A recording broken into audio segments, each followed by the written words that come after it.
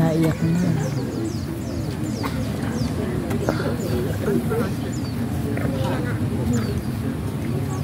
Naalala ko noon, paggabi, nakatingin lang ako sa taas.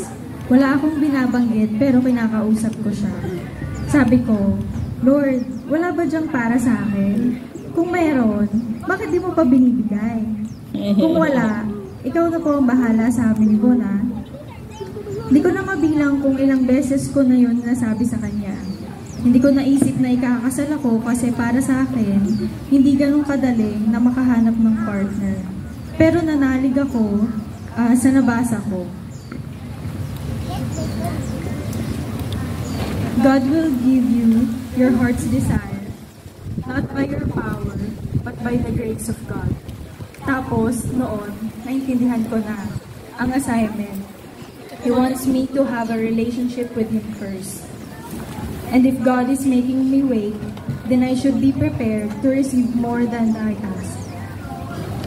Hindi ko naiisa-isahin ang promise ko dahil kung sa sarili ko lang ako rely, maaaring pumalyan. Ganon din sa marriage natin. Naniniwala ako na kung tayo lang, mahina tayo. I vow na sa mga pagsubok, babalikan ko yung mga gabi na nagtatanong ako sa kanya kung kailan ka dadating. He showed me His faithfulness and steadfast love. He taught me how to wait, surrender, and trust. You're that answered prayer.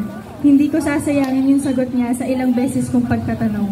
He knows what is best for me and Bon, and you are best answer personified.